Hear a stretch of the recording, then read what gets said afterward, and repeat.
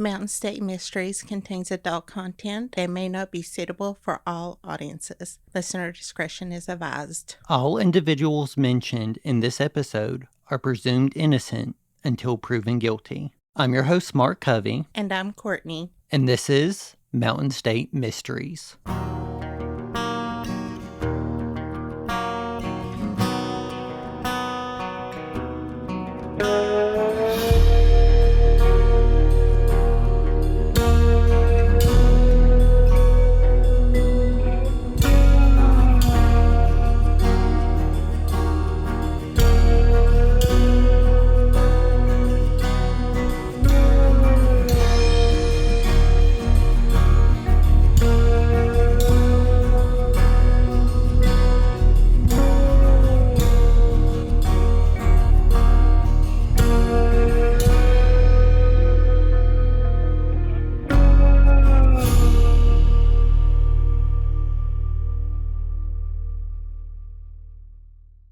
The case we're covering today is one of the most requested ones we've ever had.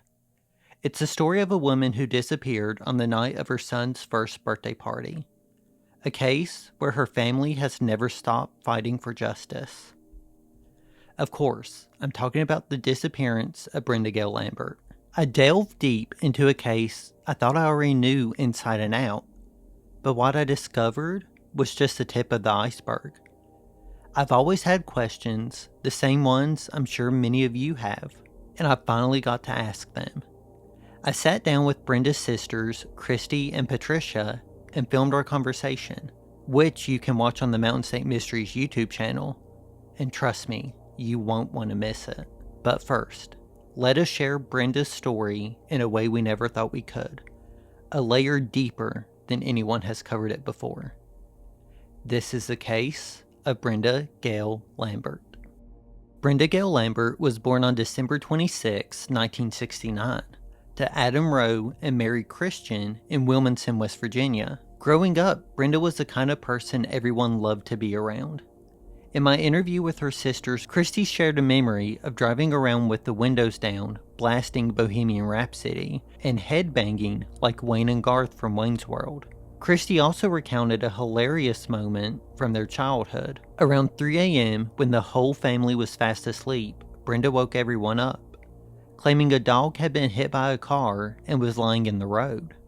Concerned, they all got up and went outside to look, but there was no dog and no Brenda. Little did they know she was hiding behind a bush, waiting for the perfect moment to jump out with a water hose and spray them all. What started as a prank quickly turned into an unforgettable late-night water fight. Brenda attended Bluewell High School, but dropped out at the age of 16. Around this time, she met 20-year-old Raymond Lambert, who worked with her brother Tim at a chicken plant. It's worth noting that Brenda was 16 when she began seeing Raymond, which is the age of consent in the state of West Virginia. Not long after they met, Brenda became pregnant with their daughter Krista Dawn, a name she chose in honor of her sister Christy. Brenda and Raymond were married in 1986 in a small courthouse ceremony. The family lived on Windmill Hill in the small community of Bluewell, located in Mercer County, West Virginia. A few years later, the couple welcomed a baby boy, Raymond Jr., affectionately called Junebug, on July 26, 1991. In the months leading up to Brenda's disappearance, her relationship with Raymond had been on and off. In July of 1992, Brenda asked Raymond to leave, and he moved in with his parents on their 200-acre mountain property. It's been reported that Raymond had a tendency to lose control, which is said to have led to instances of domestic violence. Brenda had actually filed a report claiming that Raymond had held her against her will, put a gun to her head, and threatened to kill her. Before her disappearance, Brenda was seen with red marks around her neck. Her family believed it looked like as though she had been strangled, which is considered the ultimate act of control. On July 10, 1992, Brenda dropped the domestic violence petition she had filed against Raymond, allowing him to attend their son's birthday party. On July 26, 1992, Brenda was hosting their son's first birthday party with her entire family in attendance. As we mentioned, she even allowed Raymond and his family to come. During the party, Brenda's family noticed that something seemed off. They could tell she was uncomfortable. You might be wondering, how could Brenda possibly feel uncomfortable at her own son's birthday party held in her own home? Well, the reason is her cousin Tammy Loveday decided to show up. Normally, having a cousin who just moved back to West Virginia at your party would be cause for celebration. But when that cousin is having an affair with your husband, it's a whole different story. Shortly before 8 p.m., the party began to wind down. Originally, it was planned for Brenda to watch the kids that night, but according to Raymond, she changed her mind. Other party attendees recalled a conversation where Raymond told Brenda, quote, "My mom's going to keep the kids for a couple of days," end quote. Brenda responded, quote, "No, she ain't. It's my son's birthday," end quote. Brenda warned Raymond that if he didn't keep quiet, she would reveal something about him and their family that could land them all in prison for the rest of their lives. We know that Brenda changed clothes and asked a few family members to stay with her that night, but unfortunately, no one was able to. Raymond and his family were the last to leave the party, taking the children with them. According to Raymond, around 9 p.m., he called Brenda's mom. Brenda's mom mentioned that she would try to call Brenda later that evening to talk with her. On the morning of July 27th, Brenda's family gathered on their mom's front porch, worried because they haven't seen or heard from Brenda. Brenda's mom decided to send Patricia to check on her. Around this time, Tammy unexpectedly showed up at Brenda's mom's house, which was unusual since she rarely stopped to talk with them. When Patricia mentioned she was going to check on Brenda, Tammy offered to go along and got into the car with her. When Patricia approached Brenda's front door, she knocked softly, just in case Brenda was inside. When there was no response, Tammy said, quote, "I know a way in," end quote, and went around to the back of the house. Tammy climbed onto the house, opened a window, and let herself in. The odd thing was that Brenda's sister had no idea that this particular window was never locked. You can hear more about this and much more in Mark's interview with Christy and Patricia. Later that morning, Raymond's mom called him to let him know what was going on. He went to Brenda's house and noticed her car was still there. The doors were unlocked and the windows were slightly open. When Raymond went inside, he saw that the dishes from the night before were still sitting in the kitchen sink. On Tuesday, July 28th, Raymond reported Brenda missing at 5:21 p.m. The investigation into Brenda's disappearance was assigned to Deputy W.O. Lawson. Since neither her family nor Raymond could reach Brenda, Lawson decided to try for himself. On Wednesday, July 29th, he went to her house, and there was still no answer. On July 30th, Lawson conducted a search of Brenda's home. Unable to contact Raymond for access, he had to crawl through the same window that Tammy and Brenda's sister Pat had to use earlier. Inside, Lawson observed that the downstairs was neat and clean, but the upstairs was in disarray. Clothes were scattered across Brenda's room, and the shorts she had been wearing on the night of the party were on the bathroom sink. When Lawson interviewed Brenda's neighbors, they all reported the same thing.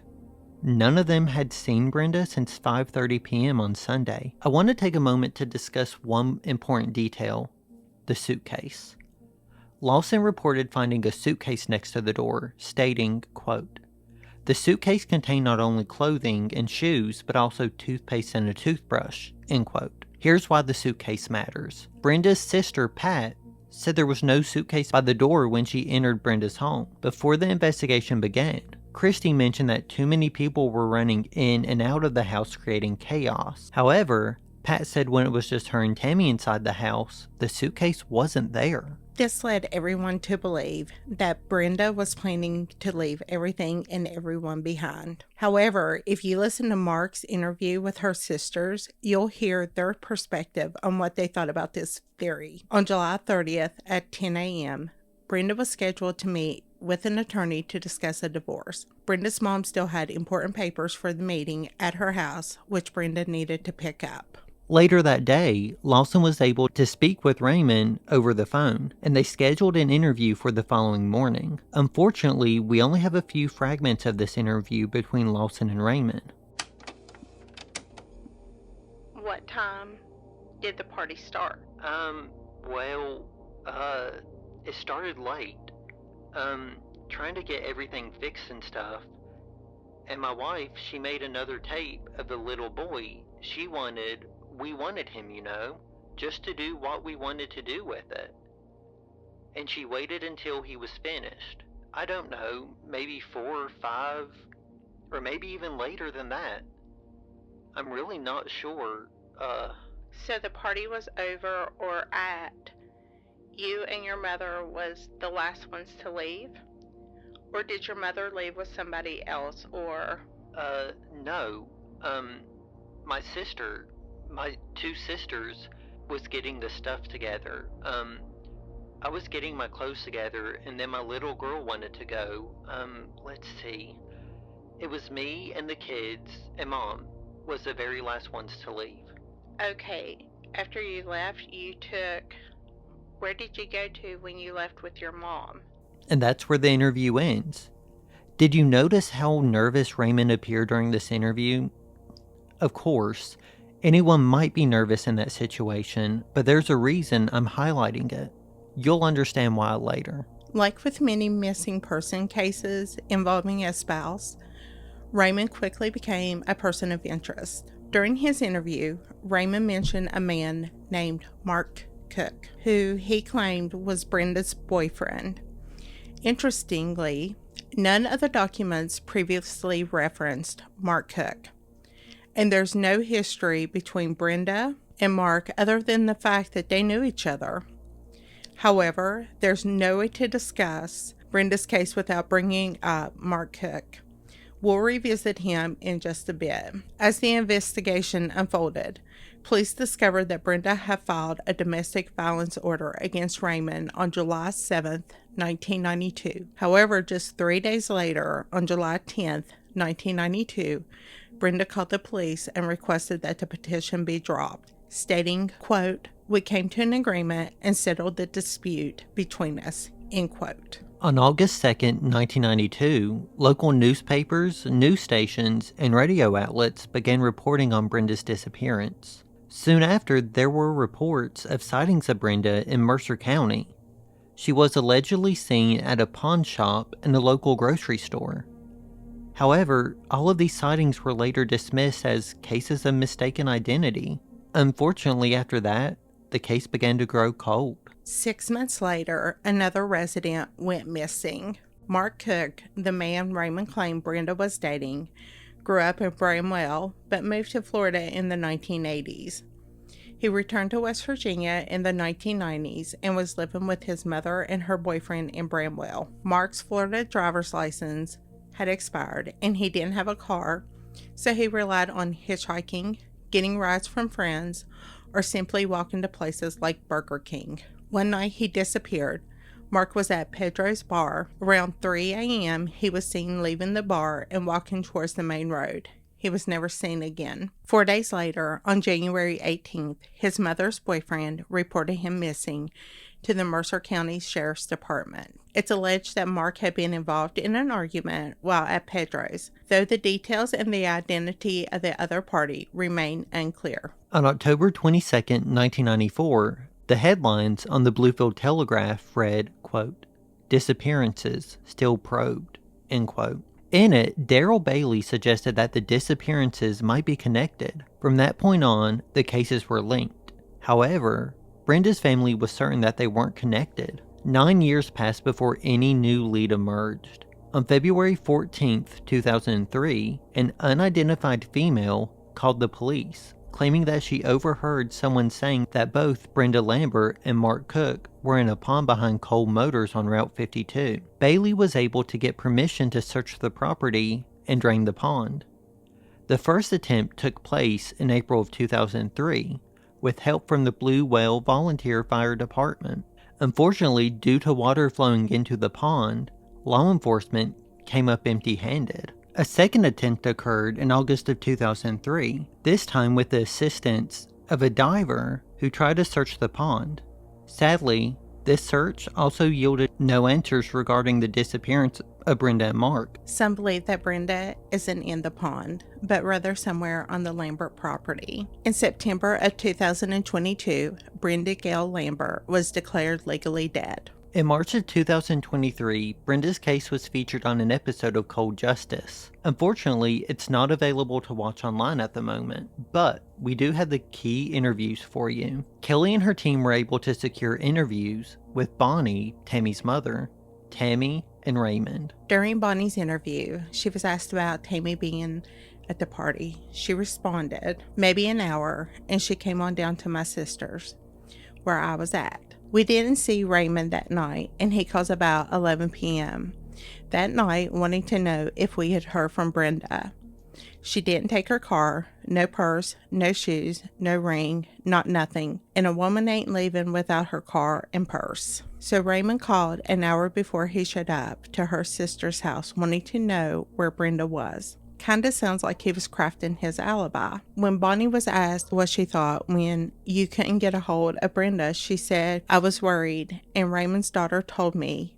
Daddy come up here and got Grandpa, and they was on and off the mountain almost all till daylight. And she was only 5 years old when she told me that." Bonnie was asked if Tammy thought Raymond killed Brenda. Tammy's too scared to ask him any type of thing. He hit Tammy upside the head with a gun. Tammy said he took her up the holler one time and he was beating on her. She got out and ran through the bushes until he calmed down because she was afraid he was going to kill her. But she finally left for good, and I was so glad when she got away from him. Think that saved Tammy's life. During the Cold Justice episode, they also had one source who spoke to them that said Raymond didn't kill Mark Cook. Quote, "Raymond and 2 other people were standing around talking, and I think someone mentioned killing their woman, and someone said, 'Raymond, you know all about that, don't you?' Raymond said, 'Shut up. Don't be saying crap like that. I didn't have nothing to do with that. Daddy did it.' The person said, 'Well, if Daddy did it, you just might as well did it.' The source said Raymond walked off, and that was the end of the conversation. He also told them that he thought she was on Coal Down Mountain, said they had a sawmill up there, and said they heard that they threw Brenda's body at the sawmill up there." Now, one interview I've been waiting to tell y'all about is Tammy's interview. Tammy said, quote, "I mean, yeah, I know y'all are thinking like this is a married man and woman, here you come in the picture, and then you probably sit there and kill her over him and stuff. No, I'm not that type of person. I'd never hurt nobody over a man. They had problems way before I even came into the picture. I'm not making excuses for me. Believe me, I'm living with it every day that I got with a married man."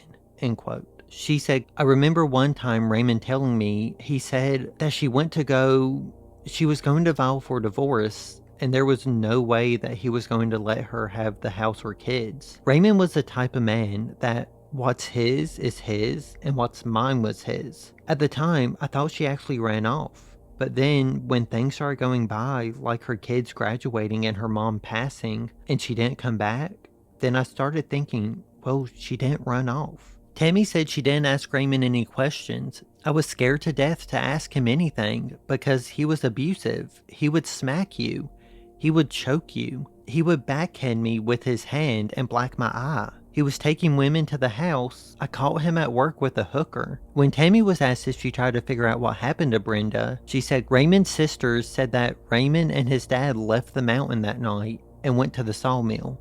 "I just remember him telling me, in the state of West Virginia, it's the law that you have to have a body to commit someone, which for one, that's not true." When asked if Tammy thought Raymond did it, Tammy said, quote, "I think he's capable of it, to tell you the God's truth." End quote. There was one thing mentioned in Tammy's interview that shocked me. She told Kelly and her team that when Raymond would lie, he would get restless. There was one interview that completely shocked me. Court, could you read Raymond's interview? Yeah. So detectives went to talk to Raymond. He said he hasn't heard from Brenda. "When my kids grew up and they became teenagers, I would have hunted her up with everything I could just to say, 'Here's your turn. You take the teenagers now. I've had my half.'" He said he thought it was funny Brenda ran off, leaving the kids and him with no money. He said his marriage was like an on and off thing. Quote, "I married Brenda because I got her pregnant, and that's the only reason." End quote. He said on the day that she disappeared, quote, "She is in a bad mood, end quote. When asked if he thought if her mood had anything to do with Tammy showing up, and if he had already had a relationship with Tammy, he said, quote, I had sex with her a couple times before, end quote. He said nothing was hid from Brenda. He said him and Brenda were having sex at the time. Brenda went missing on a Sunday. He said the last time he had sex with her was on Friday. He said him and his parents were the last to leave the party because we had to go pick the kids up. Now, Tammy did say when Raymond lies, he gets restless and stretches, which when he was talking to the police, he started to get restless around this time. He said there was no domestic violence, that the DVP was to keep him away from the house. He said he never choked, pointed a gun, or hit Brenda. When asked if his family still owned the sawmill, he went, that sawmill? No, that his brother lived up there. When asked if they could search the property for Brenda, he said it was overgrown and didn't look the same. Since Brenda's disappearance, her mother, father, and daughter have all passed away. One thing that I truly admire about Brenda's family is that they haven't stopped searching for answers. Brenda's sister, Christy, has been actively working with the Aware Foundation. It's been 32 years since the disappearance and murder of Brenda Gail Lambert, and her case remains unsolved. If you or anyone know any information about the disappearance of Brenda Gail Lambert, please contact the Mercer County Sheriff's Department at 304-487-8364. We'll be back with new episodes in February. If you find yourself enjoying Mountain State Mysteries, take a second to follow, like, download, and rate the show on your favorite podcast platform. It helps others find good West Virginia true crime podcasts. Don't forget to follow us on Instagram, TikTok, and Facebook, all at Mountain State Mysteries. Do you have a case you want us to cover? Send us an email at mountainstatemysteries304@gmail.com. For the show notes, check out our website, mountainstatemysteriespodcast.com.